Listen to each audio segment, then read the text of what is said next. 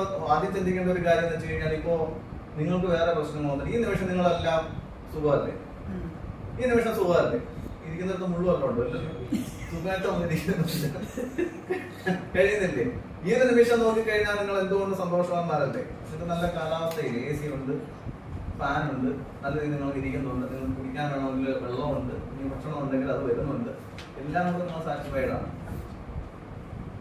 ഇനി നിങ്ങൾ എന്തുകൊണ്ടാണ് ടെൻഷൻ അടിക്കുന്നതെന്ന് വെച്ച് കഴിഞ്ഞാൽ എന്താ? ജീവിത സന്ദർഭങ്ങളാണ്. നിങ്ങൾ എന്തെങ്കിലും ജോലിയുടെ കാര്യം പറഞ്ഞു അല്ലെ, ബിസിനസിന്റെ കാര്യം പറഞ്ഞു, സാറേ അത് ഇങ്ങനെ അതൊരു സന്ദർഭമാണ്. പാസ്റ്റിൽ എപ്പോഴും അതുപോലെ സന്ദർഭമാണ് അല്ലെ. ആ സന്ദർഭം ഈ കഥകിന് പുറത്താണ് അല്ലെ.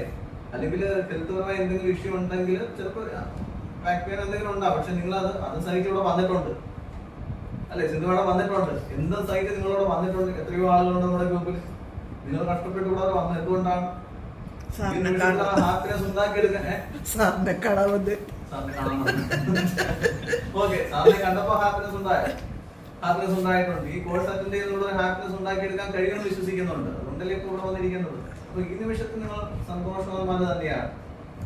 അല്ലാതെ നമ്മൾ ഇനി ഉണ്ടാക്കിയെടുക്കുന്നത് എന്താണ്? പാസ്റ്റിലുണ്ടായ പ്രശ്നങ്ങൾ നമ്മൾ കൊണ്ടുവരികയാണ്, സന്ദർഭത്തെ കൊണ്ടുവരികയാണ് അല്ലെ. അത് നടന്നു കഴിഞ്ഞു ഞാൻ ശരിയാക്കാൻ പോലും പറ്റില്ല. മറ്റു സെൽഫിനെ തിരിച്ചു പോയിട്ട് ഞാൻ ശരിയാക്കാൻ പറ്റുള്ളൂ? ഒരിക്കലും പറ്റത്തില്ല. ഇരുന്ന് വെറുതെ വിഷമിക്കാൻ. പക്ഷെ ചെയ്യാൻ കഴിയും. നാളെ എന്ത് ആവണം എന്നുള്ളത്.